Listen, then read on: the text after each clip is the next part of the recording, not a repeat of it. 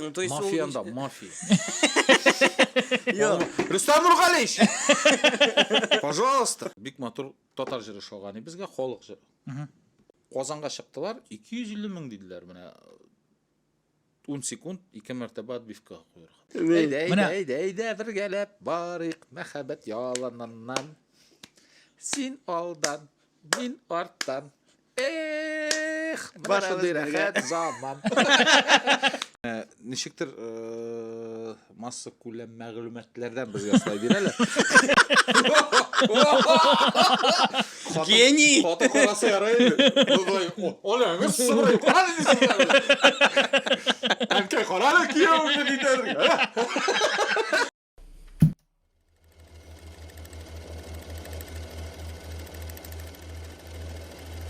Сәлем дуслар, барығызға да яңа шығарылыш, Татқаз ба? яңа қонақ. Қасқамда.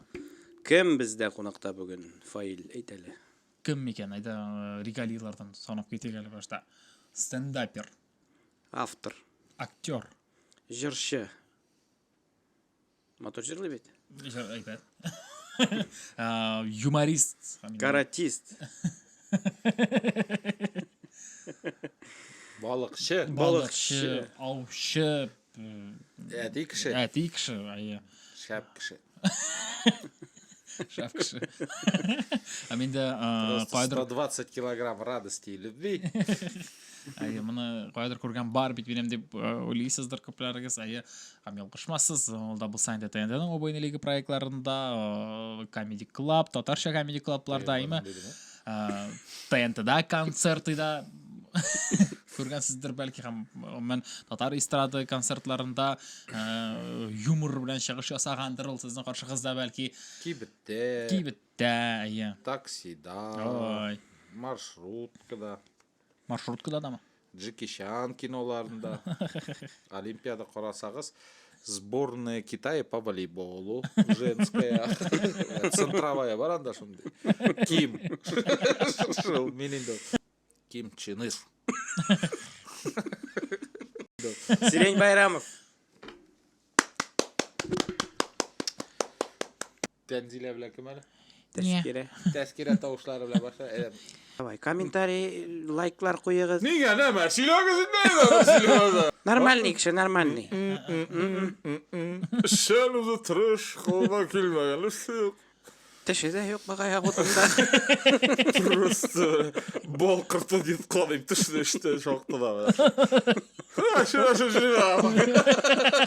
Сіз аңлайсыз ненде шығарыр бұлайша бұй, бәте, уже башынан. Дурацкий. Исәбісіз. Неше хәлләрің, Сирень? Хәлләр әйбәт. Олма пішті. Компот ебабыз. Жейні неше өткересің сен? Сүйініп. Пока нәрсе деп ейтім сен. Яңғыр ява, сүйінесің. Яшілшелер өсәрді. Болыққа барып. Қияш күлі сүйінесің. Яшілшелер өсәрді. Біле, сен жеңіл сұраулар бір әлі бе. Хәлләр Хәлләр әйбәт. Бүтінісі, Аллаға шүкір, яқынлар шерләмей, достар янда, балалар өсә. Биг әйбәтліға екен. Типичный татар.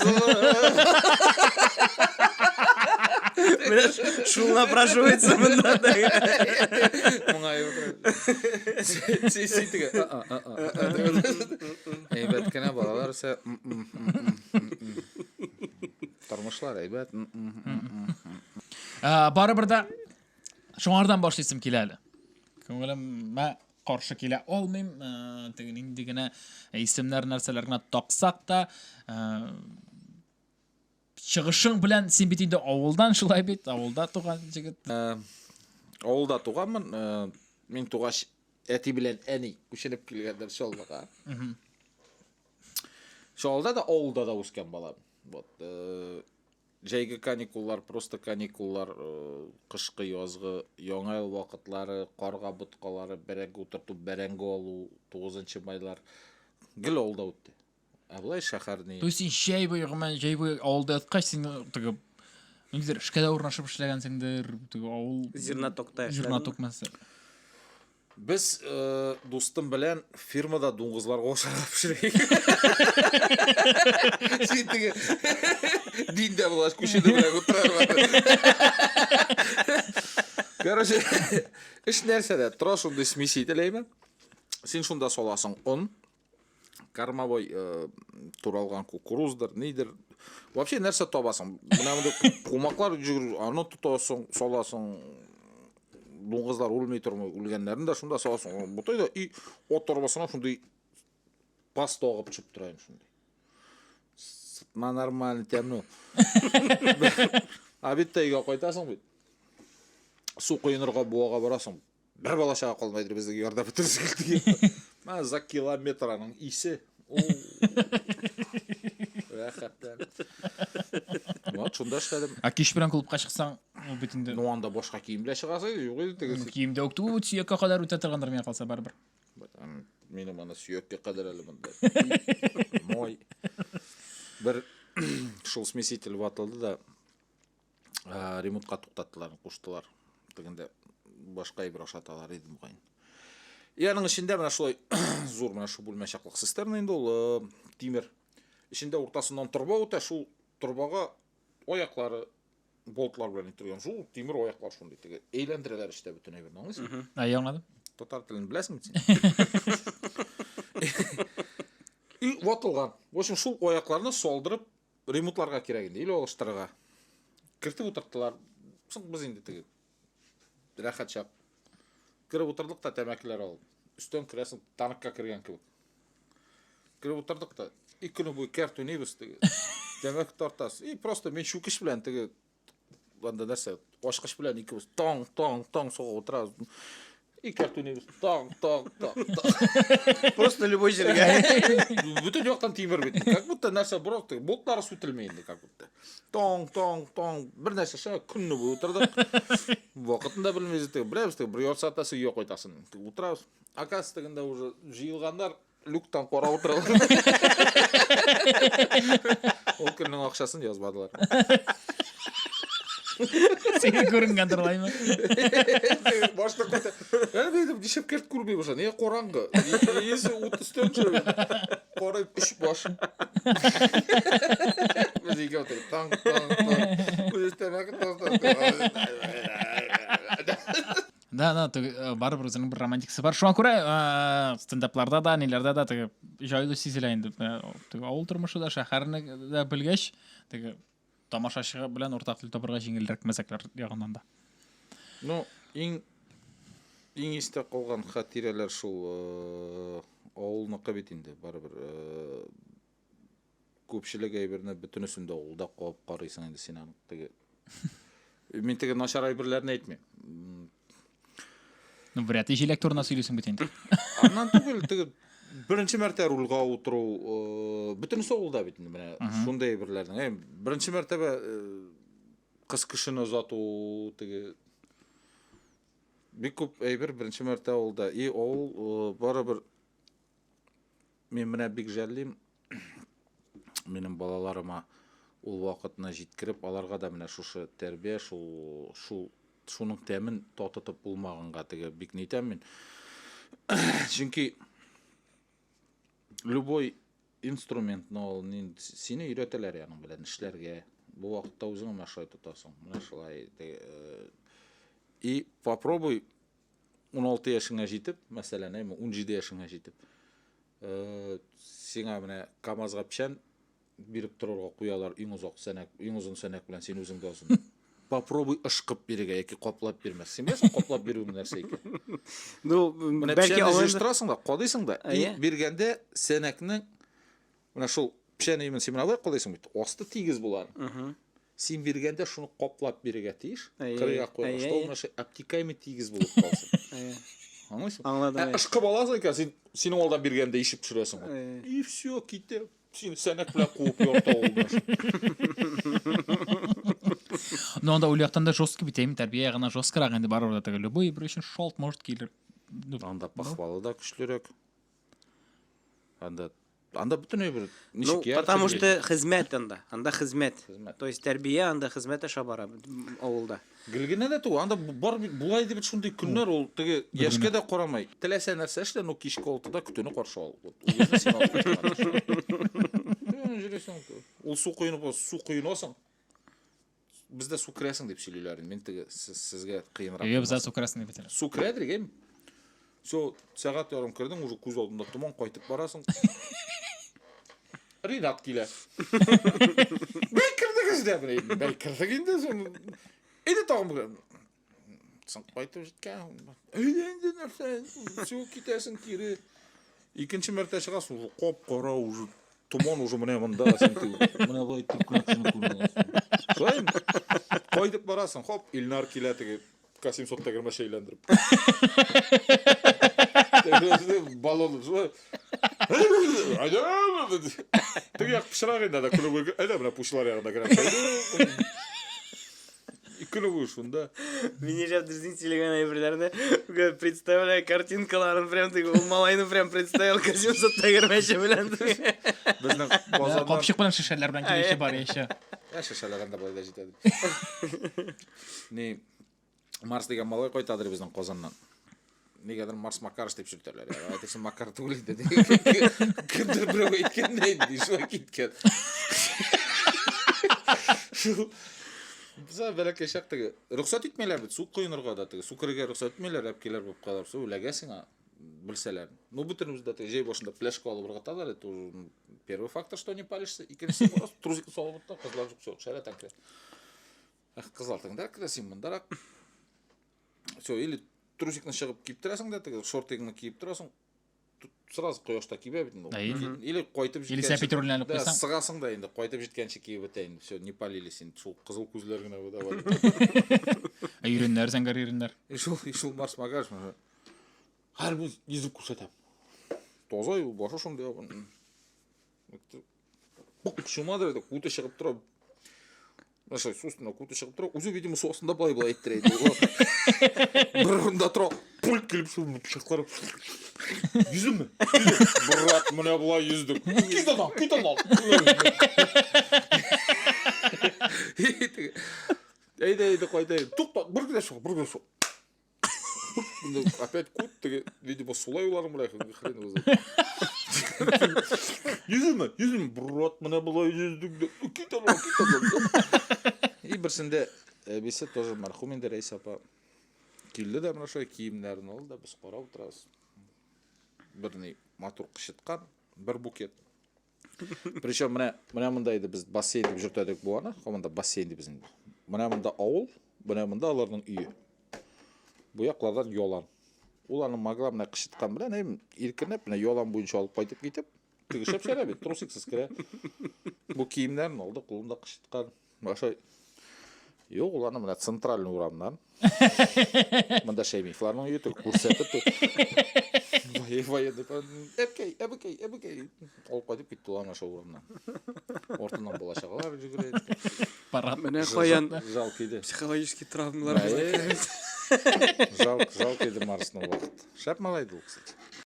Ауыл тұрмышы, міне қазір біздің балаларға ондай тұрмыш уже ләкмей. Міне ол сен айттың да өзімнің балаларға андай нәрсені көрсете алмаймын деп. Вот мен тоже ойлаған бараның турында, то что миңа тіләкті мен мұғайын соңғы поколениедір, міне андай тұрмышының прям рәхатын еткен, сезген. Чөнки қазір ауылға қайтсаң да, уже анда яшьләр, уже шәһәр яшьләре как бы. Бізде әйті, біз өзі бізде шу бұтайбыз. Эй, яра. Қызу да апетинде отырсын енді шында телефонында. Бізге бұтандай нәрсе. Қайжың сен? Шығайда бұты енақтарына мен шүплем шұр. Шылай. Міне, сен айтасың қазір қойтсаң деп айма. Қазір бет керісінше, міне әлек шақырдан ауылға қойталар екен, ол ауыл оңарға сыңайды. Қазір шақырдан ауылға қойта екен, керісінше ауыл дегітлері оңардан сыңдыралар. Тұғы заман тенденцияларында қыммен тұтушылары да, нелері да. Ну, телефон да, наверное, біздің әлбетте енді ол бүтінде қазір... интернет, интернет, қазір бүтін үсінде доступ интернетқа, пожалуйста, Олдағы любой нәрсе. дуслықта екінші түрлері еді ол нешіктір тігі О, искренне дуслық еді ол нендедір шәһәрнікіне қарағанда хотя мен мына шул мектеп йылларында бірге оқып міне ең жақын дусларымның бірсі қолғаны бар шул мектепті бітіріп КВН ойнай башлаған йыллардан ук шәһәрдә яшәгән егетләр белән менә һаман да дуслыкны көчле бөтен бәйрәмнәр бергә үтә. Ну шулай да ул да ничектер икенче төрлерәк. Ну менә синең сүзләреңә кушылып, менә хәзер әти белән әни минем әбидән калган өйдә тора башладылар. Быел менә мин 2-3 көн торып китәм балалар белән. Гликенчә алар анда. Аңлыйсыңмы теге өйдә нәрсә эшлиләр алар? Менә телефонда утыралар, телевизорда, компьютерда. Мен магазинга чыгып керәм. Все, чыгып керде. Ну 1 сәгать гуляйт. Монда ишек алдынан кирмәйләр дә бит алар. Ну кайбер әйберләрне оңатып булмай. Без өйгә ничек керәдик? Резко ачтың, ишеген шилтәрне тың коп ябып куйдың. Бапка әйтәдер, озак ачып торма, бүтән шибеннәр чыгып бетә синең аркада. Өйдә бер шибендә калдырып куйсаң. Булар все чыгып киттеләр, ишек шилтәрләр менә теге парусник менә бар. Шибеннәр теге Красный площадьта марш белән кергән кебек. Да, һәрбер. андай бер бар, анарысын менә нәрсәдер эшләгән очракта син менә хәзер миннән сорыйсың икән. Ручка кая булды? Мин иштән тиз генә менә стрессовать та башлыйм, кая соң ручка тизрәк китәргә кирәк теге. Потому что андай бер юк иде. Алып килә әле менә дисәләр, син җыю әкрен генә атлап барып алып килә алмыйдың. Сиңа тиз хоп алып килергә кирәк. Шол тиз генә. Тиз булырга тиеш, максимально. Тиз җитез. Бер атлаганчы мен 22 дим бит. Көтү кайткач, бабкай белән отны җигеп бара дирек урман буена, свежий печәнне бушаба, мен тиз генә яки үзе тиз генә син отны тутып торасың, кигәүннәрдән защищать буем, әрем белән. Шул күкәендә менә булып утырып, тик мине менә мондый ниләр бар, кигәүннәр. Ага. Менә брушка берсе, аны үтерәсең просто конога менә шулай, ганг килгасы кебек. Икер кайтабыз берсендә. Кайтабыз. От экраннан барат, кырган бу айттыран, таллар. Бабай бара наша. Ям яшыл пишән, тәмле пишән тиелгән. Кояш байып килә. Мин утырып бара. И бабай. Бабайның стадиясы уже, недовольный кичке стадия. Жат рәхәтләнеп, сузылып. Нә ишер кеше кебек утырып бара. Жұмшак пишән сен, жат сузылып ди. Нәрсә? Жат алмыйсың. Тәмен біліп, дурак, бара отырып. Шунда сузылда жат бит инде. Просто на ровном месте. Нәрсе отырып аласың? Отырасы кимне? Любой нормальный мужик сузылып ятыр да, ятып рәхәтләнеп барам. Ладно, әйтмәйін. Сузылдым, яттым, барам. Бараз. Сен нәрсе гарип менә, не сузылып яттың? Утыра бетләп кара син, инвалид что ли? Тутасың да сузылып ятасың, Син аякларың тотмай что ли? Уже ураткан 5 минут элек ят дип теге озер. В любом случае Просто сиңа бәйләнәс килгәндер, просто. Иди ты дип сикереп чөсүң да. Җыю. Да, ул тормыш. Көмелдә ул тормыш. Син вообще хәзерге вакытта менә нәрсә белән мәшгуль вот мин дә беләм, вот кемнәр белми, менә шулар өчен аңлатып бит әле. Күпчелек кеше просто сине белә бит, ничек менә юморист. Фәлән ничәнче елда убойны лига мәл ул. Ладно, әле кая кирип киткәнче. В общем, хәзер сценарийлар язабыз, мәзәкләр язабыз, концертлар язабыз. Шимбә, җомга, якшәмбе, пәнҗешәмбе көннәрендә төрле мәҗлесләр үткәрәбез, оештырабыз. Туйлардыр, юбилейлардыр. Буш көннәр булса, балыкка барам. Нәрсә шин? Ашыйм, жуклыйм. Шул. Кино чыга тиздән, кино катнашым белән. Вот. Кинода төшкәнем булды. Бу беренче киноң бит синең, әйме? Әйе. Катнашкан. Бай караган. Яратып карый. Бул бери да помни, едәш, әйме? Едәш уен турында. Син беләсеңме бу уен? Ишетеп кенә беләм, вообще безнең алай уйнаган юк. Серьезно, мин теге. Син беләсеңдер бит? Конечно, Безнең беләм. безнең якларда беләләр. Біздің Жоқ, принципін білемін мен ана ойнағаным ғана жоқ. в общем ит ошап отырғанда эми тоук ит ошап отырғанда келіп шығады мына ушундай сүйек. Аха. Мен даже білмеймін анын қойса жерін. Қоядыр барады ондай біреу. И шол келіп шықса ана тігі яулап, матурлап итін жиып аласың да сүйегінен. Ая. Екі кіші, допустим, өзіңе сенің білеу ойнарға әзір кіші табасың да, ол обычно туғандар, кімдер сенің біле үстел ортында отыра. Эде яда шунебіз, эде екі ектан тосың, сындырасың. И мағынасы шунда көп мүдір уақыт өткеш, хоть 1 минут өтсін анда, яки анда бір ой, 1 ел өтсін. Сен шул кішіге бір нәрсе тұттырасың екен, ол исте дегенше, сен ұттымды ергетейш. Әгер да ол алып исте дейкен, сен жеңелмедің. И ол да сен ашылайық, бір әрі бір құлыңа тұттырып, сен исте дегенше ол ұттым дейсе, ол жеңейін деймін. Мына шындай тілектерге ойнайсың. Біздің әтиянилер, әби бабайлар қоманда Мен де өте мастерский ойнайды болғаны. Білесің меншектегі сразу былай сындырасың да сүйекні, короче. Мә, ташла дейді. И сразу шул секундта жеңейі, короче, олып ташларға барасың. Ұттым. Постоянно. Қазір білесің енді яңа система. Хотын құтырта бұғай менің балаларына. Сен тігі отна бұй ішләп әймі тігі бірәр зұр мәжілістен қойтып кіресің. Түн ұртасында жүқларға оятасың. Ертеңге жеді де бірәр балаң оята да сен маған. Әти, мәлі тұралы су ішәлі, мә, су іші. Сен жүқларға лаштығы тұттып ішәгірі баша. Ұттым, сұрып кетесің анасың.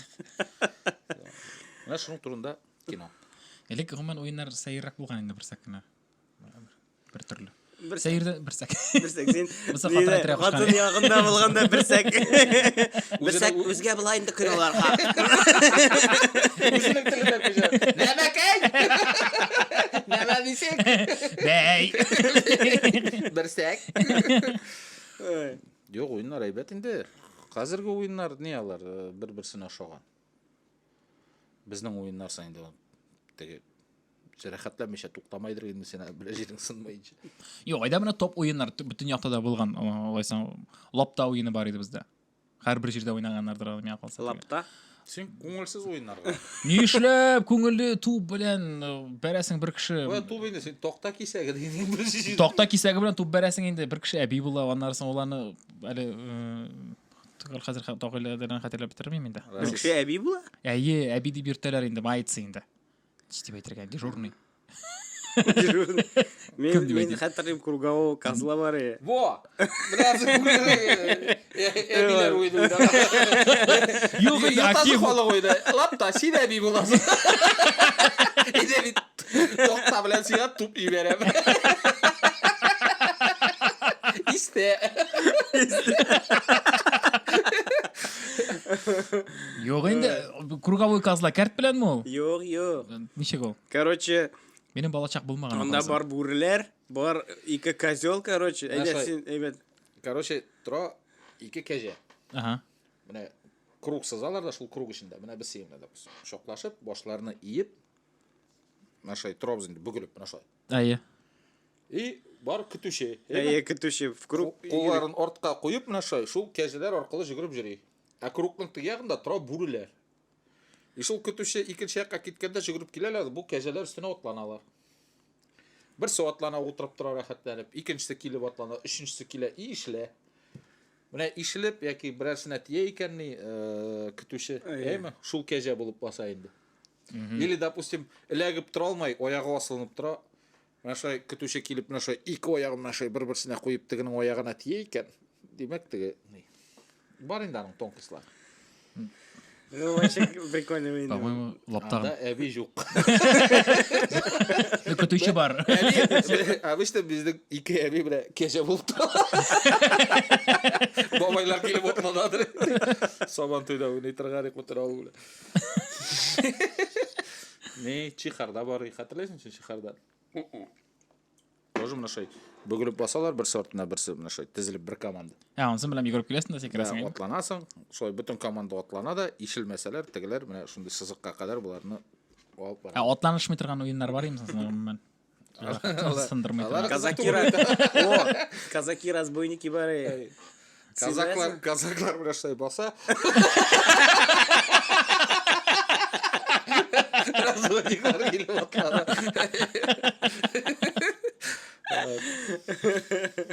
Yok казаки разбойники сен хатırlıyorsun mu? Sizin uyanan var mı? Yok. Короче, iki командаға бөлінесің де енді. Biz ikimiz bilgen oyunlarda bir-birimizge. Ede ol söylese. Ede laf da bilir bilen. Шиклюк бар е. Нишек? Шиклюк. Кімдер 12 таяқ деп атарға да мүмкін А, енді. все, е. Тікі былай Ираққа басасың, шіше басып тұра, онда да әби бар еді. Ол шішені бастырып тұра еді. Сен таяқны жібересің, ол шішеге тегерге керек. Просто әбитігі бөпке соқлап отырған. Eyден өшіп отырасың. Ойнамыздың біле. Нерсе шейіпсі ода, бірә шішені қойып тұр бұра. Анасың лапта ойнар бұс, яна.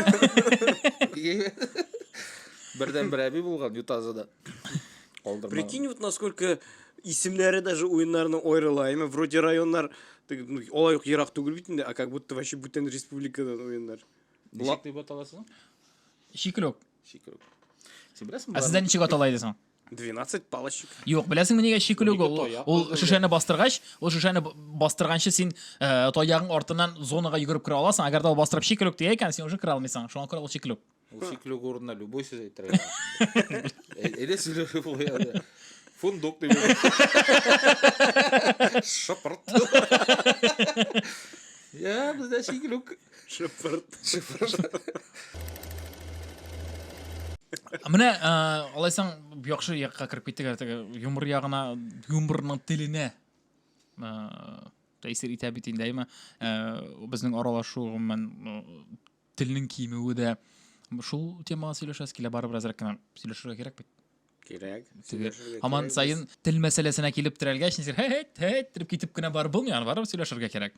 Міне, юморда да ғады еттіріп берге керек бітейді. Мәне сені ғұмыр бойы юмор жазуыңда нешіктір жеңіл тыңланылан, жеңіл қобыл етілі қар кіші сенің бәсәкләрінде өзін танимын. Ол да мұхим бітейді. Хам юморның тіліне келгенде, юморның татар юморына келгенде бүгінгісі күнді нәрсе дегерсен оласен, келешегі бар ма аның, ейсәйінді біттейді. Орысша, татарша оралаштырып, бәкірінгіна шул яққа барға деген фикірдәміз.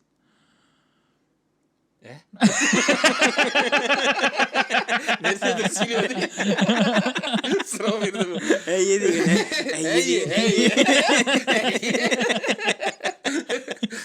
Жүреді ғады тілдері қатырақ бетін. Юк, ғады тілдері қат, әйе. Ләкин бары бұрда татарша болуы мұхим бейт. Әйме?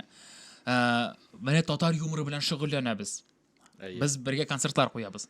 Сіздің иқтибарыңыз үшін. Хам Міне татар юморы, татар тілінде болу аның міне недедер шиклер қоймеймі тамашашы яғынан да кімдер келе, ешлер келем, ешлер тыңдар. Сен өз сұрауыңа жауапны өзің де білесің, сен бізді қораушыларға жеткіресің келеді.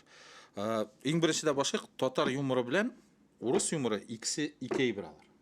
Әйе, Шулай бет? келешім. Міне неше проценті деп айтайын екен. Міне 40%, 50% болсын. Татарлар нәрседен күлі, орысларға аны жеткіріп, орысларны күлдіру, шулық мәзәк білән, шулық тема білән бик ауыр. Шулай бетін? Әлбәтті. И хотя орыс тілінен олып татаршаға тәржіме етсен, жеңілірек аны жеткіру. Шулай бет? Но екінші яқтан менімше татар кішілерінде юмор хисі көбірек орысларға қарағанда, бәлки кімдер менің білән толашыр. Міне шулай. Сен біздің ауылға қойтып қара, міне. Андай, сен ғо деген әйттіріп, урамнан әмет, кибітке әпиге қам кері бұлайғына барып келе алмайсың. Сен бар, бірәсі құйма башқынан шығып, бірәт мәзәк әйтіп, сен бір нәрсе қыстырып, бір түрттіріп ала сені, шылай едің? Шылай. Анда, білмейм, мен баштатығы міне сәйір көрінәдір енді, но анатсын оңғылай баштадым, анда ең ауыр моментта да міне ойлаға ауырлық келген, не келген, міне ұтыралар бітінде ұлылар. Міне шу айттаптығы бұршылып, нетіп, бар бір әрсі керек баған сөз айтып қой, барысы күліп алалар алар. Тезгіретігі бір екі менді. Накида дейді бірсі бір. Потому что татардың көңілі шынды. И шуңа көре татар халқын дұрысыңын айтканда күлдірге де жеңілдірек. Бізде айтқо дирек мәзәклер. Менә хәзер урыс юморын алсаң, стендапка нигә һәр гади мәзәкләрдән, гади анекдотлардан берәү дә көлми. Яңа ситуациялар, яңа шундый ниләр уйлап табырга кирәк. Шулай, ләкин бит ачуны китергәне дә Instagram белән әйтәм инде. Карыйсың, ниндидер башлап килүче блогер, юмор ягыннан да вайннары өч сүзле гади бер банкадан тора. Шуның кадәр комментарий яхшы, ой, көтеп алабыз, көнсезнең белән башлана, шәп, фәлән репостан да, һәм WhatsApp'та да туганнар беседесендә йөри ул. Син дөрестән дә ниндидер уй, фикер салып, ниндидер Мәсәлән, сәбәбен нәрсәдә күрәсең? Сәбәбе беренче чиратта ул Instagramның системасында, ягъни ул системалы рәвештә аны эшлиләр алар беренчедән. Икенчедән, барыбер да безнең халык менә шушы гадиликне ярата, получается. Гадиликне ярата. Гадилектә бит менә нигә ачуымны китергән дип җавап бирә алмадым бит. Монда бит үсеш юк дәрәҗәсендә. Һаман сайын шундый юмор белән без Аның сәбәбе минемчә, татар юморы дөресен әйткәндә ул.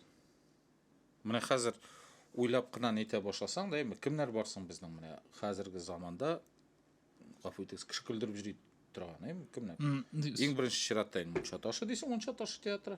Әйе. Данир пародиялар күрсәтә, Рифаттан бер-ике мәзәк чыга, тегендә моннан күрсәтә балалар, шулай бит тоже кеше Биткән режәү табы күптән җырлый инде ул. Җырларга гына киреп китте. Мәйш Абриф бар әле. Да. И урысларныкы кебек түгел бит. Урысларны башласаң, туктап булмый анда. Әле анда һәр бер юнәлешендә үзенең бер йолдызлары бар дәргә мөмкин. Стендапка килсәң, импровизация киләсең монда. Комедия артистлар, шулай бит, кубалар. И минемчә нигә алай? Ачуланырлар, аның дәрәҗәсе дә төште. Татар юморының дөресен әйткәндә, бик күп артистлар гади юморга күчтеләр. Менә минем юмор концертларында күргән бар. Гади генә әйттереп интернеттан бер 18 анекдот җыеп ала да, бер-берсе белән бәйли дә, менә сиңа бер монолог. Ишо бәйләү дә ничек? Башта әби белән бабай турында сөйләде дә, халык көлде. Шулай берсендә бит бер адәм дә, менә сиңа бер история. Беләсезме нәрсә дип уйлыйм мин? Мин менә юмор белән бик теге нык бәйле булмаган кеше буларак, мин былай дип уйлыйм. Короче, менә бу Instagramдагы юмористик аккаунтлар индеме? Ул карыйсың, подписчиклары күп, вроде видеоларын карыйсың бер инде. Мин дә шулай дип уйлыйм теге. Білмеймін, нәрсе, ол шутка да түгілі, ол мәзік те түгілі, ол просто ниндейдер смешная ситуация, или қылтаю, например, әйме? Но мен аның турында ойлағаным бар, мен айтам, бәлки просто, вот, сіз юморист боларақ, мен просто жер бойынша тоже шулай ойлағаным бар. Сізнің іштәге редактор, іштәге отыра тұрған шул судья, ул Мөхәррир, әйе. Ул менә сезнең булган менә ул шул видеоларга, шул мәзәкләргә планканы югары куя, әйме? Югары куя да шунлыктан туа ниләр. Менә, например, условно, без уйлаган бар, әйдә берәр юмористик аккаунт уйлыйбыз да, и мин больше чем уверен, әгәр дә без ул аккаунтны булдырабыз икән, әйме? Һәр бер видео өстендә утырып язачакбыз, уйлаячакбыз. Юк, мондай бит инде булганы бар, мондай дип, әйме? Ул кешеләр, алар юмор белән бәйле түгел. Һәм аларның внутренний редакторлары юк дисәң дә була. То есть, аның өчен любой ситуация кызык булды бит, овыдып җыгылды. Кызык бит. И шунлыктан син дә әйттең, татар халкы бит инде көлергә ярата. Шунлыктан калган кешеләрнең дә бәлки ул ниләре, планкалары вообще юктыр. То есть, понятно, что бу аның причиналары от того, что татар юморында әле үзең әйттең күп түгел, менә шундый алдынгы кешеләр бит кемгә карап, менә шулай эшләргә була диярлек, әйме? И шунлыктан ул планка пока оста. То то есть аны көтерергә кирәк халык эчендә. Күтәрмиләр аны. Гафу ит инде, менә шушыны әйтеп бетерим инде. Менә бит кара. Әгәр дә хәзер бүгенгесе көндә риск гына алдың да планканы күтәрдең һәм мәзәкләреңне дә үзгәрттең һәм концерт куя башладың, миңа калса сиңа авыр булачак. Яңа тамашачы җыярга кирәк, ул тамашачыны тәрбияләргә кирәк. Ну, инде. Әйе. Но бүтәнчә ничек үзгәртеп буласың? Бүтәнчә. Менә син әйткән ул блогерларны да гаепләп булмай. Юк. Ул молодец, ул шәп егет, әгәр дә ул аны төшереп, үзенә ничәдер мең подписчик җыеп, ул шуның белән көн күрә, шуның белән акча эшләй икән. Синең башың җитмәгән аңа, минем баш җитмәгән. Ул молодец. Без ике ни инде Шиби. Менә үзем әйткәндә ул безгә карарга гына җиңел. Әгәр системалы рәвештә син атнасына 2-3 рилс чыгара башлыйсың икән, син аны эшкә баргансың, эшләргә тиеш, эшләргә кирәк. Менә мин үзем дә, минем үземнең фильтрларым, аның шуның кадәр зур вакыт. Сторкага куйганда, гади сторка гына куясың, син, юк инде, син мәзәкме инде бу. Именно хатын, куй. Һәм дөрестән дә җин менә эбер куясың, реакцияларын бусы көлгәнне җибәрә, бусы карыйсың, бусы репорт җибәргән булган. Димәк, халыкка ошый. Халыкка ошый. Иң мөһиме бит үзеңә ошамый. Менә күпчелек очракта шул ялгышлык, понимаешь, теге. Шул ялгышың, то что син үзеңнең продуктыңны жестко фильтровать, редактировать дип можешь, все, юк, нитергә. Күпчелек кешегә ул ошаячак. И аннан соң тагын бер фикер әйтермен дигәнем, син үзең әйттең. Рус юморында настолько хәзер күп теге юнәлешләрдә, вот стендап дип алганда, комедия, тагын нәрсәдер, ул шул уральские пельменинең шоуы, әйме? Вроде, казалось бы, аның бар бит зрительләре. То есть, и ул менә я карамыйм, просто теге нитеп кенә әйтүем, что типа как будто бы вот безнең мин аралашкан круг тирәсендә ул как будто бы уральский пельмени условно теге аншлаг шикеллерәк, короче, типа. Белмим. Мин теге не мне судить дигәндәй. Вот, аларның направлениялары күп, һәм шунда конкуренция күп. Һәм шуңа күрә аларның зрительнең тоже планкасы завышенный. То есть, без бит стендапта күргән кешеләр, то что стендапка йөрүчеләр, ул уже менә шул шатландыра торган әйбер, то что даже татар стендапына килгән кешеләр, алар уже плюс-минус стендапның нәрсә икән аңлап киләләр. И анда уже как бы барыбер чувствуется, что ул теге шул блогерларның подписчиклары түгел. То есть аларны уже просто абынып егылып көлдереп булмый. Бер кеше үзенә ошаганны эзли инде, ансы бер яктан. Икенче яктан менә тәрбияләргә кирәк дигән сүздә менә түгел сүз булды. Һәрбер юморист дип әйтим, һәрбер җырчы, һәрбер артист үзенең тамашачысын табып, аны үзенең мәзәкләренә, үзенең җырларына өйрәтергә, гашыйк итәргә тиеш инде. Алар аны тыңларга тиешләр, яратырга тиешләр. Теләсә кайсы менә юмористны алыйк, аның һәрберсе дә чыгып иң беренче ниннән стадионнар җыймаган бит. Шул ук менә кайсын алыр иде. Ул күп инде яра. Карале, менә Галкин, Максим, ул да бит инде инагент. Бәләкәй теге юмористический конкурслардан башлап, шулай бит аны теге Петросяннар, ниләр күргәннәр, теге сымынсы ипләп кенә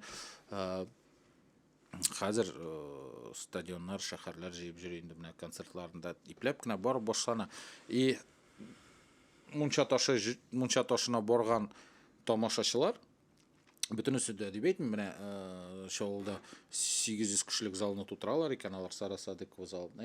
Менә шул 800 килгән кешенең минем уйлавымча, бәлки мин дөрес әйтмимдер, яртысыннан күбесе Галкин менә иң әйбәт мәзәкләрен сөйләсен алар, көлмәячәкләр. Алар менә Мунча ташы юморыннан көләргә яраталар. Менә ул Галкинны кылар. Дөрес иттереп, мәзәк иттереп тәрҗемә итсәң дә Мунча ташыннан кылган көлмәячәкләр. Чөнки алар тиңә күнеккән. Аның арасында инде милли үзенчәлек тә бар бит инде. Мунча ташын алганда күбрәк инде басым милли үзенчәлекләрдә, гомумән, күпчелек менә юмор, менә шул блогерлар, примитив татар юморын алганда, темалары санаулы гына аның. нақмаш шы Мунча милли кодқа ташы турында сөйлесеңіз. Мунча ташы да көршілер мәселесі әйме. Мунча ташына бек тотылмай енді алар. Легендалар бит біздің. Легенда Біз әлбәтте. яратқан Һичшиксез, һичшиксез. Миңа Ләкин- мунча ташы ошамый. Ну, білмеймін. Юк. То есть, миңа вот с точки зрения вот юморны алсаң, то есть вот мен һәр вакытта да даже мәктәптә укыганда минем теге дуслар киләләр. Кара, нинди прикольный мунча ташы. Мин аны аңламыйдым. Ниндидер буянган исерекләрне күрсәтәләр анда в основном әйтәм. Моның нәрсәсе кызыксың. То есть мин аның феноменын һәр вакытта да аңламыйдым. Ни өчен менә мунча ташы килә Казанга анда 10 көн җыя, короче, вот ул Униксны 10 көн тутыраймы. Мен ашый, мен гомергә яратып тыгладым. Мен менә шундый Мин бер менә- бәләкәй кассета бар, мен дадыр тыңлап бетергәнем. Ничек алар теге сугышта минем яраткан номер, алар теге өчәүләп утыралар капка төбендә, Әшү бабай берсе саңгыраурак ишетмәй. И исләрдә төшерәләр, кем кайда армиядә булган. Берсе сөйли вообще теге Сталин белән самолетта очабыз Берлин өстеннән. Мен аның аркасын чабам, пинник. Чада минем туган авылга кайтып төштек. Мен самолетны дилбегәсеннән коймага бәйләп куйдым. Менә син сөйлисең кызык. Мен уйларым. Менә 50 мәртәбә тыңладым, 50 мәртәбә көлдем. Рәхәт иде, белмим. Анда просто может символ ансыңдыр теге. Юк, һәрбер минемчә менә һәрбер юморның үз тамашачы бар. Ләкин юмористларга бергә ничектер тырышып, ул юморның менә дәрәҗәсен үстергәй. Гади генә анекдотлар булып калмасын ул теге. Әби бабай өстеннән төшкәндә иртән бабай син молодец. Шуннан бераз китәргә. Ну менә кара. Икенче яктан тагын бер генә әйбер әйтәм. Өченче мәртә әйтергә тырышам аны. Кыстыра алмыйм. Хәзер бит темаларда бетте дөресен генә әйткәндә. Хәзер юмористический проектлар һәрбер телеканалда бер 5 булды. Шулай бит. Сериаллар һәр менә бу ТНТ-да, СТС-та һәрберсе юмористический, анда да көн сайын ул Саша белән Таня нинди гаилә ул, ничек аларның көнгә 10 прикол белмим аларның теге магазинда да алдылар, машинасында бәрәләр көн сайын тегесен. Вот, һәрберсенә юмор языла. И юмористлар да күп. Стендаплар, открытый микрофоннар, комедиялар күп инде. Төрле фестивальләр тегендә, монда һәрбер икенчесе үзен стендапер дип шулай. И бүтән темаларны уже сөйләп бетерделәр. Менә күп соңгы концертка да яздык номер, әбигә оныкларын калдырып китәләр. Концерт узды, килеп әйтә, син беләсең, Уральский пельменьнең нәкъ шундый номер. Тоже баласын калдырган өчен акча сорый. И без уже бурлар булып калабыз, теге плагиатчиклар, теге кеше темасын алып, нәкъ шул как будто яңа кем белгән аларда бар икән. Монда нинди чыгу юлы бар. То есть Югы нишлисең инде, то есть. Ул бит инде фактически получается просто актуальный темага язырга кирәк юморны. Һәр вакытта да Сезнең җырчыларында шулай, 7 нота. Любой татар җырын ал, ничектер барыбер бер 3-4 урыс җырына шаган ул. Мотив белән дә, ни белән, шулай бит дөресен. Кайберләрнең клипларда шаган клипча. Кайберләрнең сүзләре дә бер. Один в один. Ничек шитиллек әйбер белән шаган сүзләр булган да теге бер достым бар.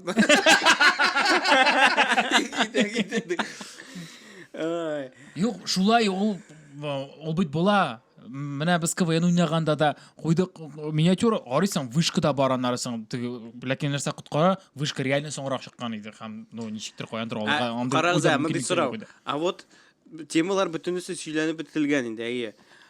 Вот шул ук мунча ташына кайтыйк әле. Мунча ташы ничә 20-30 ел дип әйтегендәме? Ул бит алар бит инде хан заманынан уже, үзенең революциядан соң башлаганнар буга инде алар. 18нче елда баба. Минем әйтәсе килә, менә кайчан карама, менә Аш мунча ташының анда әйтик 5нче сезонын әйме. Һәм Аш мунча ташының соңгы сезонын әйме. Анда плюс-минус темалар шул бер үк бит инде. Алар бит, аларның темалары вот как будто бер 20 тема бар. И шуларга просто алар миниатюралар, нәрсә зарисовкалар просто. Менә кара. Видеоны Камиловый карамаса гына ярар иде. Менә кара. Юк, алай түгел. Жоқ. Шулай бит. Нешік әлі тігі тояқлар ойды? Жоқ, шулай бит инде, ну, Ай, алар бит міне қара. получается ысулын табалар, но ничектер вот выкручивается, то есть Ансы шулай. халық йөри. Бүтәнчә дә карарга кирәк аңарга. Менә без әйтәбез әйме ТНТда һәм фәлән фәсмәттә бишешәр юмористик проект бар дип. Аның гомумән асылы бер, темалары да бер дип сөйләшәбез. Ләкин аларның юнәлешләре, формалары бераз үзгәргән. Бурчалатып әйткәндә другой ход, ниндидер стендаплар, менә примитив алганда стендап, миниатюрлар бар, хәзер импровизацион театрлар була башлады, ниндидер импровизация жанрлары туа башлады күбрәк иттереп, то есть үсә бит, яңа төрле. Ялардан аны көтөлөр дә. Әйе. Менә сине игълан итәләр концертта. Жырлый Рамил Закиров дип. И сен шығасың да английша бірер баллады. Everybody distance. I feel you. I feel you.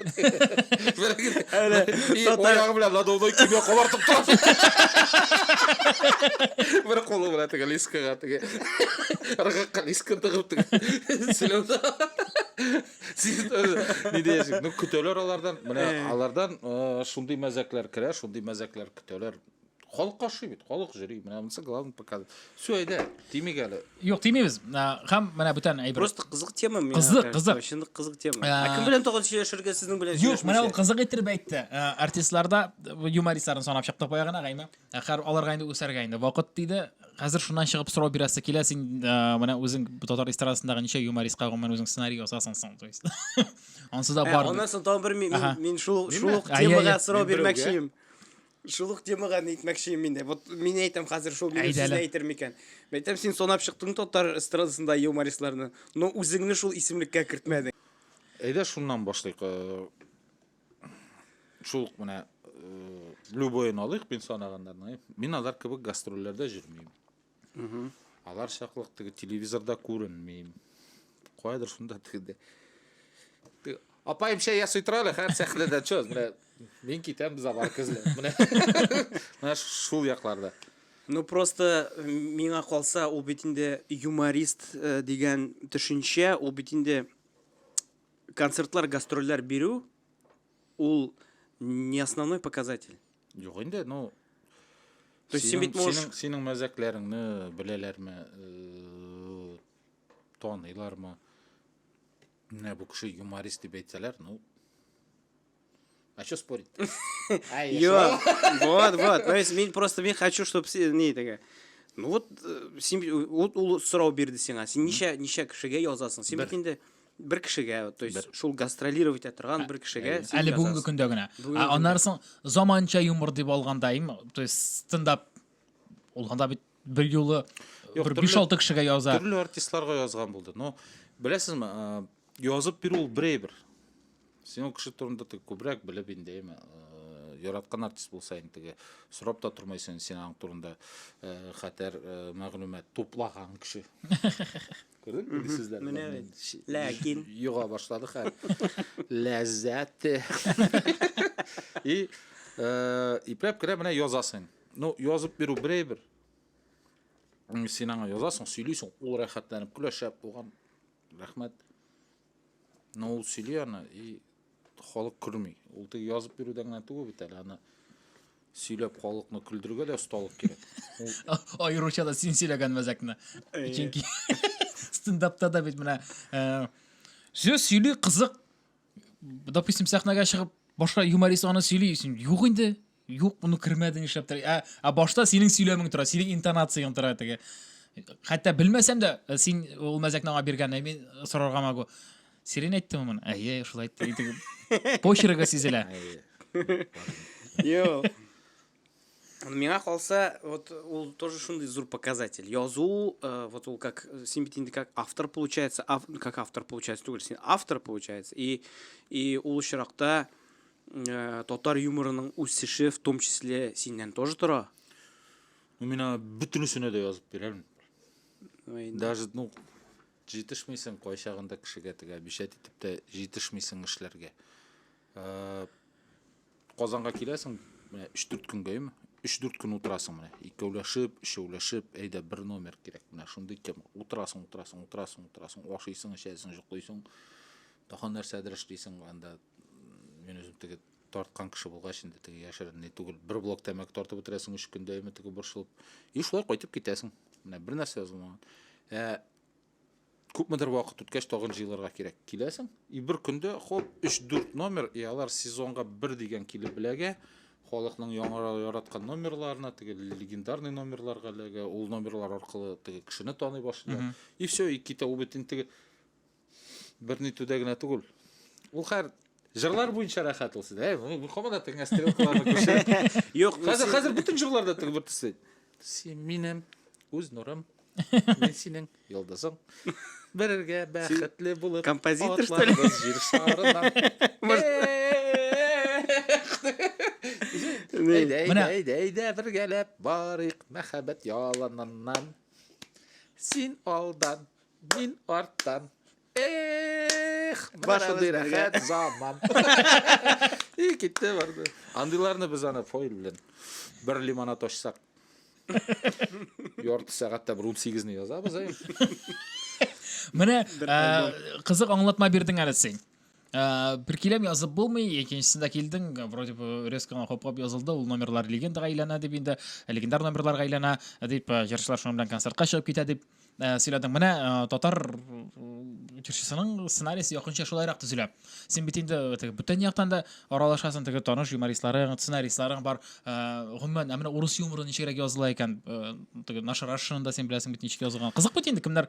Ол дұрысыңын еткенде, ол бізге Татарстанға анда қадар, біз алардан айын бір 50 жылға қолабыздыр. Қатта шул ғади нашарашы дәрежесінен. Аларда, даже мына бүтінісін бірләштірсәң дейме, телевидение, юмор, тілесенді продакшнлар, концерт түшіру, топшыру түшіру, концерт жасау, топшыру түшіру, просто бірер зал тұтырып, бірер мәжіліс жасасаң дейм. Міне қоялар, қоя біз. Чүнки юморға ғына келгенде де аның нәрсәсін яшырыға енді. Ол қар бір телевизион проектін алсаң, анда элементігі сонамайым. Оператор, монтажер, звукорежиссер, обслуживающий персонал, шей ясаушы да бар, анда шеш тараушы да бар, машиналарны қаршы алушы да бар. Анда бірнеше авторский группа шли. Рәсей бойынша, Рәсей гына түгіл енді, міне яқын тирә республикалардан да келелер анда, хүкіметлерден демінде СНГ-дан болсын. Ең күшлі Рәсей авторлар. Ең күшлі. Алар міне ертен тұралар, көзі ашу білән уже башында дүрт мәзәк ойлап табылған адам. Бір группада обычно неше кіші? Түрліше. 2 кіші мүмкін язырға, бәлки 4 кіші, міне алар 4-сі бір командада КВН ойнағандар, бірнеше аларны шақырғандар. И аларға бөліп кіне берәлер. Сен міне бөлішіне яз, сіздің группа міне мұны yazasың. И әлі анансың бір редактуры, 2 редактуры, мұнсы бір, міне мұсын түзетірек. Аларға язалар. И тігілері де, бұлары да, тігісі де, мұнсы да, аларын текшірген кіші де, соңынан аларны яздырған кіші де, қар бірсі рахатланып, оқшалы. Аларға оқша жәләмелер, шүнки анансың шушуық продакшн, шушы продуктны телеканалға сота. И оқшасын қойтару. Да, қойтару ғына түгіл. Зур тілек білен, әлі тоғын бірді язабыз. Нендерек бәйлер турында сөз барасың авторлықны алғанда? Зур бәйлер. Хәтті міне Центральный лига КВН-нарға келгенде дейме? Бұл телевизион лигалар түгіл, бірінші каналда көрсетмейлер. Бұл әлі міне олық әгіржіден бір команда қиялана бірінші каналға КВН-ға әгірге. Ол башта Татарстанда бір лигада ойнай, туплый материал, ұстара, жеңе башлай. Анан соң Сочиға фестивальға барып қайтып, бірәр Центральный лигаға ләге, Поволжьяда, тігірді, мұнда түрлі регионларда ойлайлар, енді түрлі яқтардан, республикалардан келіп. Аны да әйбәт кіна өтелсе, анан соң уже иплеп кіна телевизион лигаларға тортыла башлай. Мына шы Центральный лигадағы авторларына бір ойынға, менің білгенімше, даже әлі ол бір 5 жылылық, 4 жылылық, 5 жылылық 100 мыңнан көбірек алалар. Бұл бір ойын турында сөз бар енді. Бір ойын турында бір автор. Әлі ол бір өзі генә эшлейме? Или тоғын кімдер белән эшлиләр? Жуллары ниләр, ул зур индустрия. Бездә менә син тапшыру ясыйсың килә икән телевизор. Сиңа нәрсә кирәк? 2 ут баганасы, 2 микрофон, артта берәр Палас. Картоннан белмим анда бер нәрсә. Кыйма. Әйдә, мен моны әйтәм, син моны әйтәсең, азы баянга җырлыйбыз да всё. Развлекательный программа, шулай дөресен әйткән. Шулай. Кызганыч Мен хәзер бер генә телевизион программада төрттереп әйтмәдем. Мен уртачасын әйттем. Соң төрттереп әйтсәң дә бер нәрсә дә юк инде. Аны бит алар прекрасно үзләре дә аңлыйдыр дип уйлыйм. Чөнки алар да акча күрми аннан. Менә шул бит проблема. Тегендә дә юк. Шул бит проблема. Без Фаил белән бу темага сөйләшкән инде. Нигә дәрәҗәсен күтәрергә, нигә сиңа үйеңә кайтмыйча, гаиләңне күрмичә, жүнләп җокламыйча, ашамыйча, менә шу сакалга батып битеп, менә шу нитеп сосы битеп әйме. Атналар буе сиңа кайдыр офиста кофе эчә, тәмәке тарта шишене битеп язырга, когда ул сиңа түләнмәячәк, ул аның берәү дә сизмәячәк аның шулай булган. Бу беләсеңме, бу вообще в принципе бүтән индустрияның, шоу-бизнес индустриясының проблемасы. Потому что мин аны әйткәнем инде, белмим, кайсыдыр тапшыруда, кайсыдыр чыгарылышта, то что җырчылар белән тоже шундый ук система бит. То есть Мәскәүне алсаң, анда автор, ну, то есть вот жыр системасында бит авторлар бар, сүзләр авторы, аранжировканы ясаучы, композитор, исполнитель. Аларның һәрберсе дә акча ала. И единоразово түгел, а именно менә, ну, авторские отчисления дигән әйбер бар.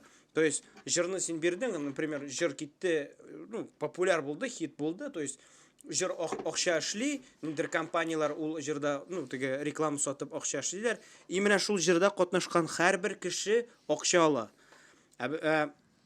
Бездә ничектер, ну, ул аңа кадәр барып җитмәгән. Барып җитербезме, юкмы? Это еще такой вопрос. Но менә син әйттең ни дип, то что телевизион проектлар тоже шулай акча түлиләр дип. Менә без Фаил белән кайчан сөйләштек әле без. Вот представь, вот әгәр дә без видео продукт төшерәбез икән, берәр шәп тапшыру бит. Без менә төшердек тә, безнең кулыбызда бар ди, менә всё, вот бер сезон. Митем, а дальше нишләргә? Барасын син ТНВ-га сиңа әйтәчәкләр. Иң зур аерма беләсеңме? Урыс телендә качественный продукт төшереп, нитмәсәң, акча жәлләмәсәң, йолдызларың булса, или ошаса, нитсә, сиңа съемкага да акча бирәләр, тегесенә дә, монсына да, үзеңне дә баеталар, всё, канал сатып ала, синең белән контракт төзи, сез безнең генә йолдызлар дип, башка ниләргә кошмыйсыз дип тегеләр. Татарстанда син күтәреп киләсең икән. Апайым, берәр нәрсә килеп чыгарга может инде. Ну, менә шу кадәр акча түлисең була дип. Монда син түлисең. Вот, менә мин дә акчага төшерәсең, еще уговаривать итәсең, менә моны күрсәтегез. Бездә тегесеннән нәкъ шуны сөйләдек. Мен әйтәм, монда безнең скорее наоборот работает, типа телевидение наоборот бездән акча ала күрсәтсеннәр. Рамил, мен сиңа күбрәк әйтәм. Син еще әйтәсең, безнең менә поддержка бар, спонсорлар таптык. Мен шундый зур компаниялар безгә акча бир. Ну, без әйтегез, яра, тапшыру барганда әйтегез, спонсор шундый компания, спонсор шундый бизнесмен дип акчасын без алабыз. Всё. Ансын да алып калалар. Аңлыйсыңмы? Менә ул системаны ничек үзгәртергәсең? То есть ул мафияда, мафия. Рустам Нургалич. Пожалуйста. Сез булбый. Аны ничектер вот монда просто беләсеңме проблема нәрсәдә? Монда проблема конкуренция булмауда. То есть менә каналлар ягыннан. Каналлар ягында телевидениегә килсәң, әйме? Просто на самом деле просто конкуренция юк. И аннан соң безнең бит шундый уй бар ие. Ну, минем, по крайней мере, мин хаялланып йөргәнем, то есть прям вот Унут инде син аны ортыгын сөйләдек. Син нәрсә күрсә, кара тегеди. Нәрсә сөйләп утырганга килгән. Менә бу безнең бит инде уникаль мөмкинлек бар. Хәзер теге ТНТ каналы белән чагыштырырга ички тормышын гомумән популяр тапшыру ягыннан алганда хәзер бит инде концерты актуаль мен юмористик тапшырулардан сен аның ішінде болдың, ішкі тұрмышын көрдің, тігі нешегірек түзілген, нешегірек манында нешек бара, нешек ішлей ол. Оңат әлі бізге де шоны. Біздің де іштес келі. Иштеп күнә болса да қар. Шылайрақ? Для концерты. MTV премис.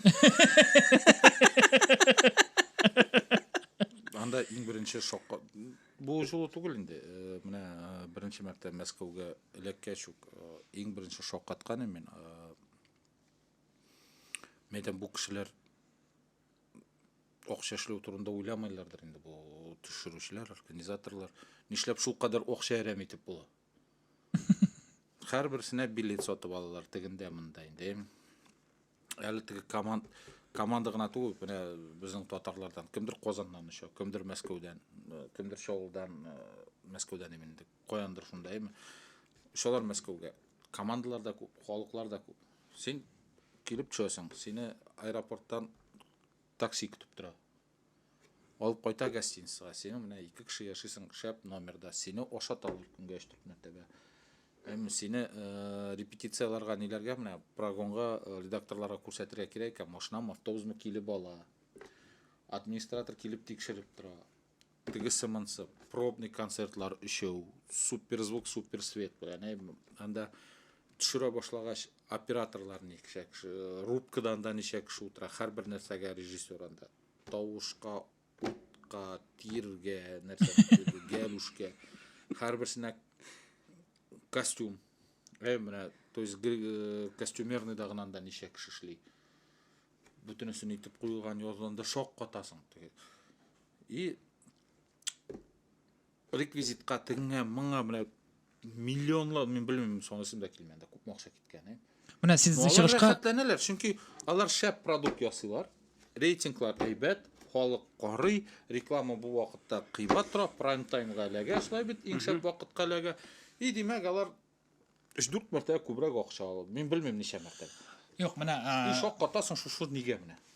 Менә трансфер мәсьәләсе, ашау, шу кием мәсьәләсе, тагын инде яшәү, нидер Матурлык кистерәләр сине, нитәләр, киендерәләр. Не, по-любому интеллектуальный нечто еще тулилердер, наоборот. Наоборот, терсен. Интеллектуальный. Кайберләр аңлап лайнды үзләре яза, кемнәргәдер авторлар яза. Алар гомер буе артистлар булганнар. КВНда да артистлар булганнар, теге язмаганнар. Һәр команда җыелган, аларга язучы кирәк. Yok, имею в виду, вот анда бит минем ишеткәнем бар, то что вот используют телевидениеда, агар да кулланалар икән бер җырны, аны или эксклюзивный праваларын сатып алалар, или ну как бы нитәләр, то есть һәр бер отбивка. Әле без теге татарлар командасы булгач, Татарстаннан булгач, без бер-ике җиргә татар музыкасы да кыстырмакчыйк. Син шамасын һәр теге исемендә нинде әйтеп тормыйм, менә бик матур татар җыры шаганы безгә халык җыры. Халык җырымы или иске җырмы, может, халыкны катыгыл дип инде аны язучы бар. Казанга чыктылар, 250 мең диделәр, менә 10 секунд 2 мәртәбә отбивка куярга. Представляешь? Ягода маленькая, бар теге. То что тормалай чалнык хәбиб. Әле 250, әле 400 мең сораган, әле 600 мең сораган. Тоже 5 секунд отбивкага. То есть син менә бирәсең бит, безгә менә музыка кирәк, монда музыка. Алар барсын сатып алалар, сөйләшәләр нитәләр. Да, анда шундый өйрәтелгән ул якта, ул нидә эшли торган профессионаллар утыра инде, алар һәрберсе белән шалтыратышып, язышып, беләләр. Алар әйтәләр, менә бу җырны алмыйбыз, кыйбат. Монсына рөхсәт алдык, монсы тегеләй, менә буларын кулланасыз, менә монсын алмаштырыгыз. Менә моның белән алыштырырга була, моның белән алыштырырга. Син командалар сонын сонасаң. Яра без анда 20 минут чыгыш ясадык. Комузякларны 1 сәгать, күпме музыканда, Киркоровныкында тегесендә. Һәрберсенә түли башладың. Шуңа гына ничә миллион китә. Ну, әйтәм, шок катасың, өйрәнеп кайтасың. Монда кайткач, бәй. Коя. Нигә? Мин Мәскәүдә булган. Апайым баралы җырма монда Мәскәү. Индустрия бит инде ул. Аларның просто уже настроены шундый. Алар бит эшләгән очракта да алар бит миллионнар, миллиардлар булмаса эшлиләр, понимаешь, теге. Менә беләсең, аны мына шоу бизнес бұл менің ойлауым, бәлки мен дұрыс айтамын, мен вообще оңлап бітірмеймдір. Может мен өзімнің яқтан қараймдыр, бек көптігі тонкостьтар орысша айтканда нюансларны білмеймдір. Может мен тіге романтик боларақ. Мына шулай айтсаң болады деген көп қараймын. Ну шулай менімше башқа нелер біле шоғыштырсаң да білмеймін анда ауыл қожалығы білән. Мына автомобилестроение, башқа үлкен любой нәрсе біле шоғыштырсаң. Андайды көрініп тұра, мына Татарстан райондарын алсаң да. Келе бір шеп жетекші, шлисе келген. Шынап та мына менеджер, ол аңлай өзінің ішін. Келді шың, и бүтін бір өзгеріп кетті. Шылай бүтеліп кетті. Мына мұнда да бізге, менімше, чеккіне не хватает свежих мозгов. Просто... Ғафу ет, бізде олай құрылмаған ол. Әгер да сен әйбәтлі бір шлисен келе башлы екен, сені өнекаш мұнда олай келеммәген біздің дияшеклер. Мұнда біз бүтін шәрек шлейк. Давай-ка сен, пожалуйста, нетмәлі. Башқа жерлерде шындай уникальныйлар. Мен, білесің, мен нәрсе аңлайым. Міне, шындай зор ил біздің. Шындай мәзәк та бар. Лимонад болдым, үстелер қоға баштады. 11 футболист топ алқын біз. Ну, міне, нендегіна талантлар жоқ бет. Ана бұйылғына 100 балға егіні нишанда 200 бала берген. Или 2000 бала берген мен. Тегілей бұл. Қойсын алар. Ну, бар бетінде алар. Бар профессионаллар, бар нелер. Бар. Кіртмейлер аларны менемше. Міне әгерді өз ішіңіне түгіл, шыннап та көтерем, ясайым deyip бірәрсі тұттынса, олан тұтта да ясайым да дүресіңіне еткенде. Поддержка болсайын. Ол білесің мына нәрседен деп мен ойлаймын, не үшін не получается. Вот әрбір уровеньда бүтінісі томырлары білән уже нетілген. Вот уже отырған и аңа бәләкей гүллері бар. То есть и аны білесің. Бергілі. И сен представь, келе бір кіші, так, давай-ка сен, мында отырмайсың ха, давай, мына мында отырасың.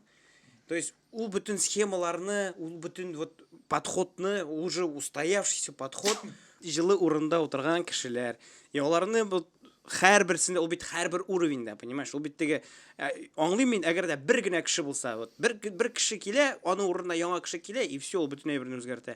Но бұл үшірақта вообще индустрия, вот шоу-бизнес, юмор deyip әйтейік ме, анда жер deyip әйтейік ме, ол индустрияны өзгертер үшін мұнда көп үлкәдә көп кішіні олыштыруға керек. Әр халде, хотя бы вот, или же біләсің мін нәрсе эшләргә керек.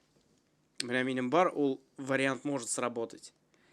Менә независимый, бір мощный конкурент болырға тиеш. То есть, частный конкурент. Частный, независимый. Бір кімнен де зависит етмей тұрған. То есть, условно, біз сіздің білән алдық та, қояндыр анда бірәр обзый табылды, теге. Көпме керек оқша берем, ішләгіз качественный продукт, ашығыш анда, білмеймін, телевидение, айдағыз өзігіздің, продуктығызды нетігіз. Жазысы бізге. И вот ол үшірақта, әгер де сен конкуренция создавать тәсің екен, міне, именно крупный игрокларға, то есть, ол әйтек анда, ол Барс Медиа дейік, әйтек анда, ТНВ болсын, то есть, ненде үлкәні алсаң да, айме? И сен начинаешь міне шундай подход білән, Мәскәудә кебек. Әрбір нелерге теге шундай прям вот теге кішіше қарап, любой нәрсені нетіп, төлеп, нетіп, и ол шырақта, мен кажется, өзгерерге мүмкіндір. Или же екінші подход ол тегінен үстен просто кішіні олаштырып, свежий мозги. Қара, ойлап қана қарасаң, біздің мына шушы индустрияның кішкене генә проекциясы, ол мына серияның концерті, біздің концерт деп айтыр едім.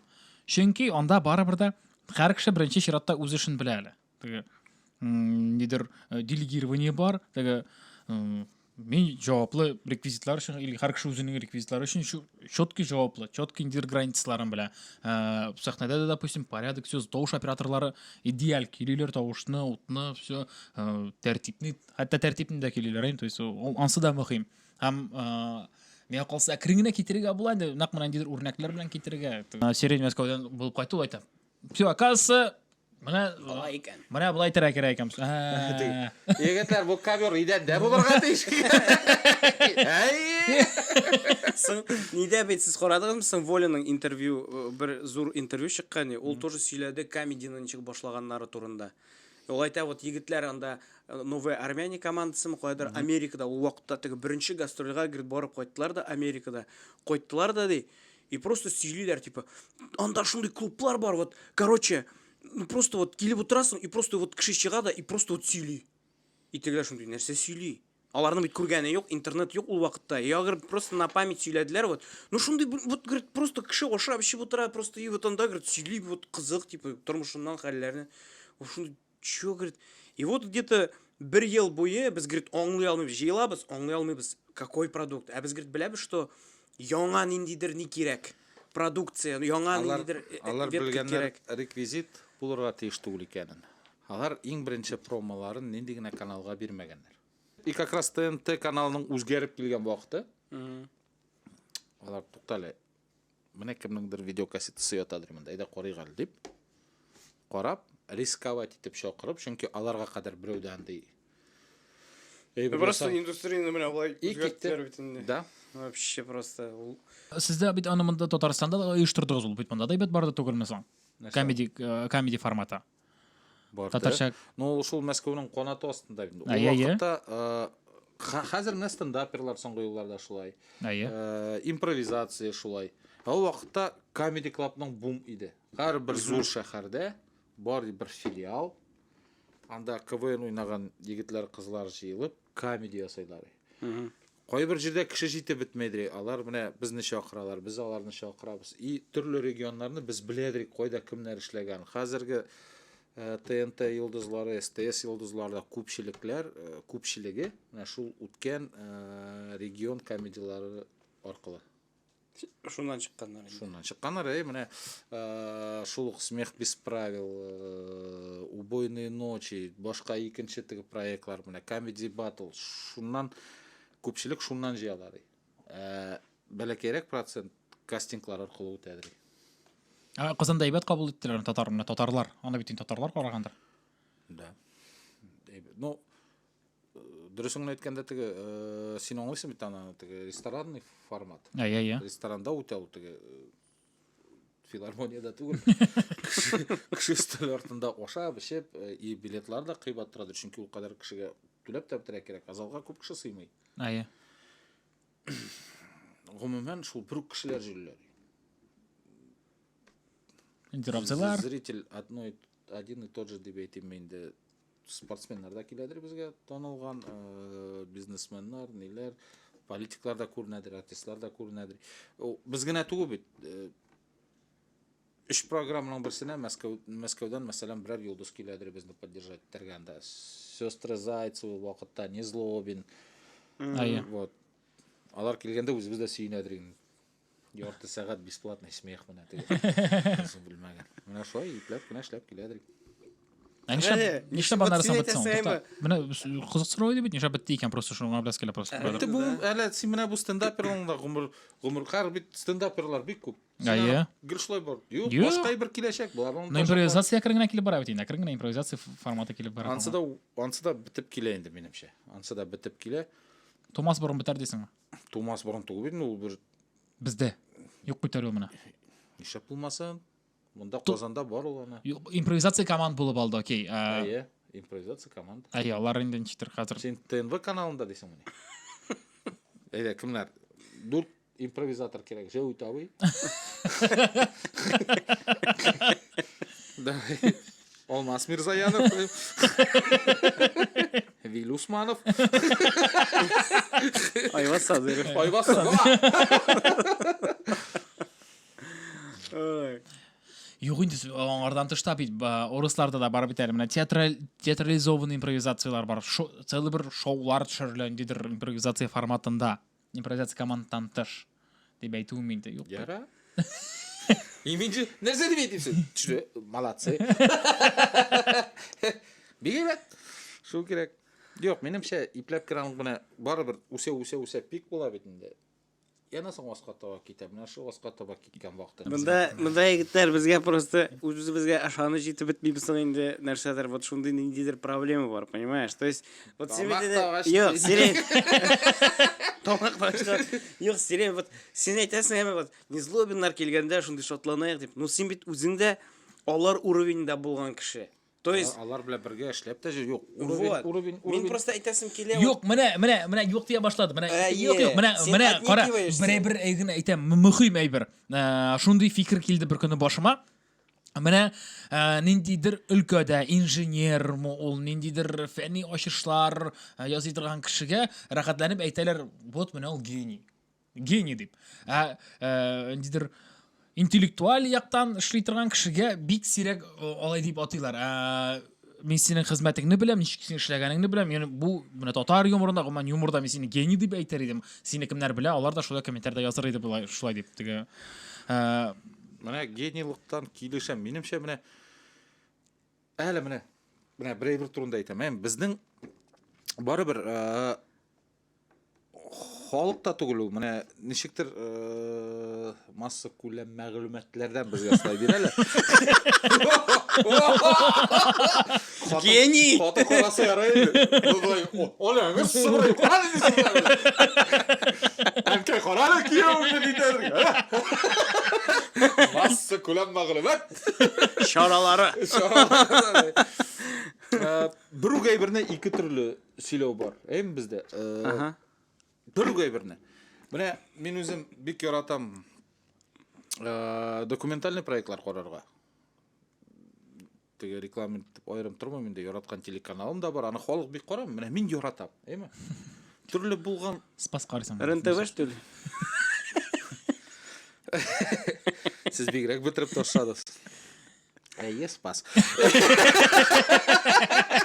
И менә бер гайберне менә мәсәлән сөйлиләр берәр җырчы кыз турында, әйме? Аның тормышы турында бара да и әйтәләр. Менә аның ире направо-налево гулял, бессовестный, тегеләй булай, изменял, не думал о семье, тегеләй булай. Хорошо, что она от него избавилась, хорошо, что и она ощутила свободу. Яра, икенче көнне күрсәтәләр берәр маршал, яки бик берәр артист язучы турында 5 хатыны булган, әйме? И вот әйтмиләр менә жүргән дип. 4нче хатыннан соң, и наконец-то он встретил свою любовь. Он ощутил ту нежность, которую он никогда не ощущал. Потому что Наташа заменила ему все. И израненная душа. Все.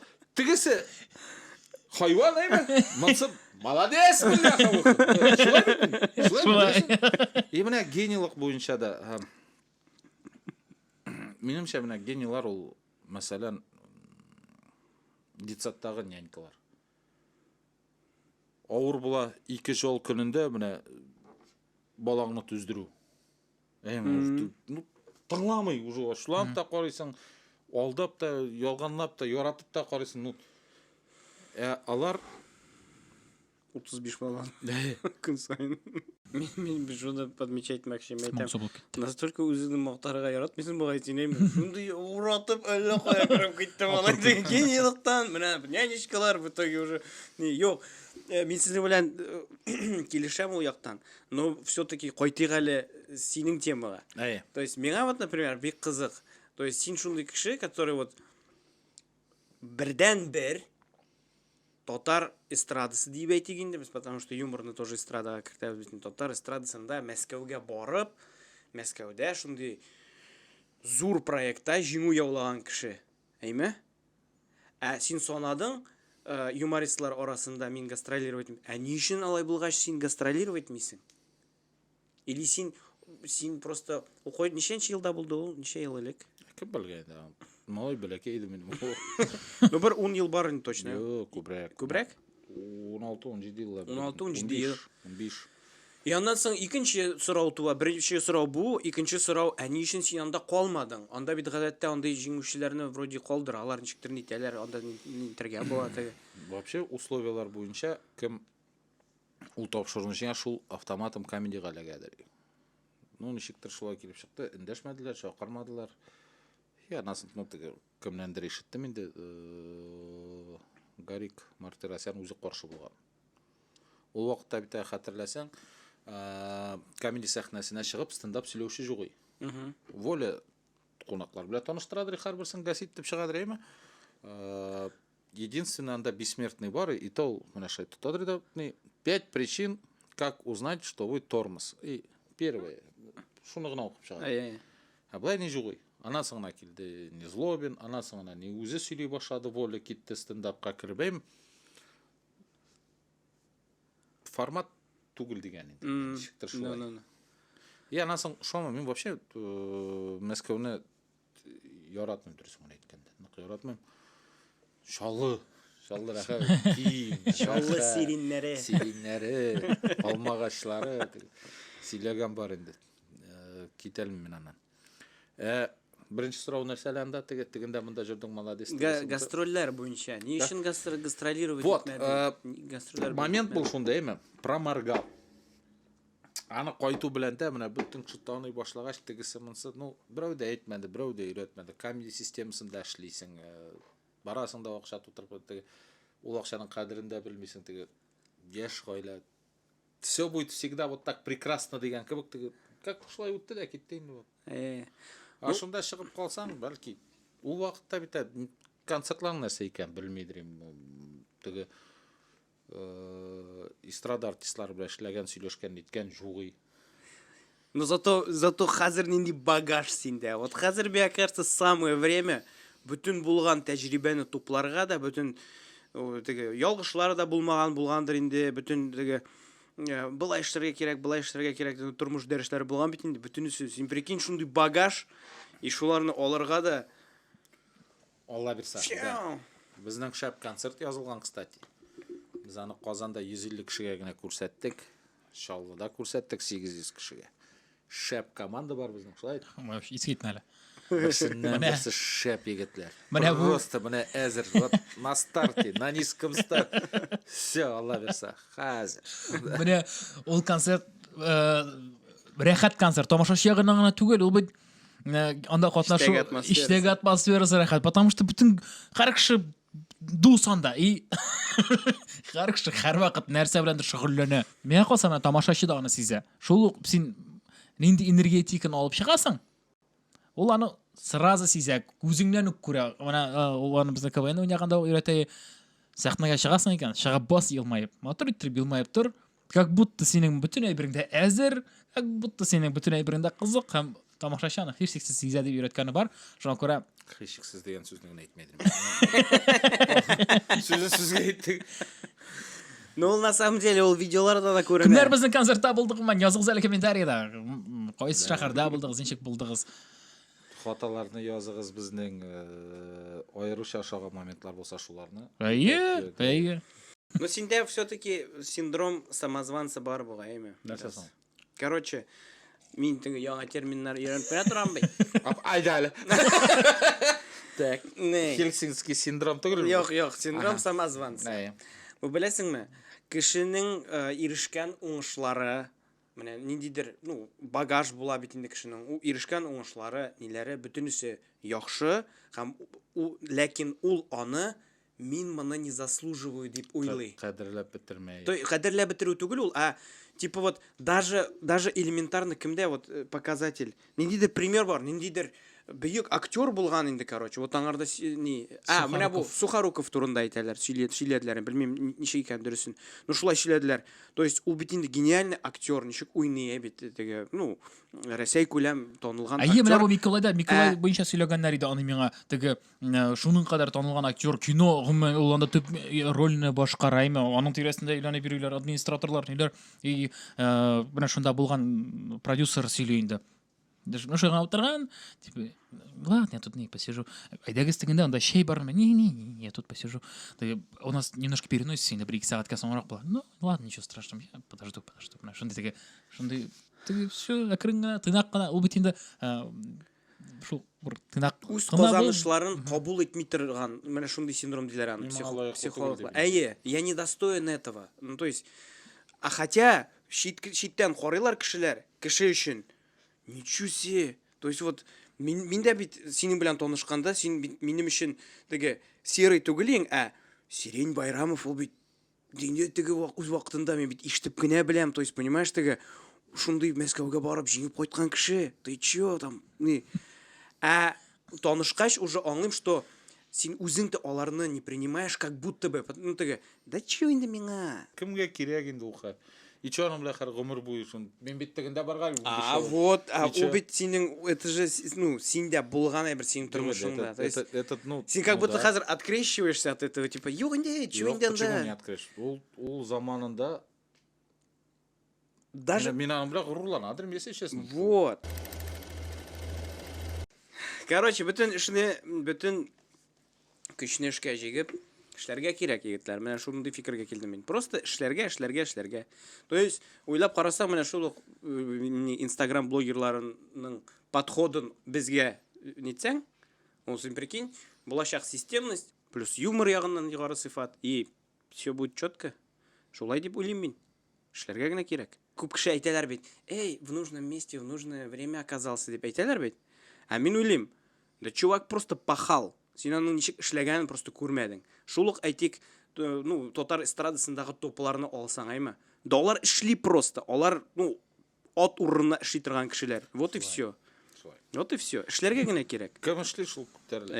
Юк, менә мен ризалашам синең белән. Менә 100% һәрбер сүзеңә. Ярар, бик шәп әңгәмә булды. Миңа җитди темаларга сөйләштек, көлештек, тарихатланып. Мен нидер файдалы мәгълүматны җиткергән бездер сезгә, тыңлаучыларга. Языгыз, кайсы эшләр ошады, нәрсә ошап бетмәде бәлки, концертларга килгәндә, кемнәр безнең концертларда булды, языгыз, кайсы яклары булган, кайсы яклары җитеп бетмәгән, нәрсәдер бәлки үзгәртергә кирәктер. Дуслар, хаталарыбыз дөрес эшләмәгән әйберләребез булса, файдасы бик күп тиешәк, Әлбәттә. Языгыз. Паласкомның менә ниләре дә бар монда. Мактау сүзләрендә языгыз. Спонсорлары да. Биганәчебез барлыкка килде. Безнең даими партнерыбыз, менә шушы ниматур бүләкләр алып килгәннәр безгә. Бәйрәмовның стаканнары менә шундый футболкалар менә шундый. Бик зур рәхмәт безнең даими партнерларыбызга. Бик зур рәхмәт сезгә, Сергей Зуфарович. Бик кызыклы әңгәмә булды.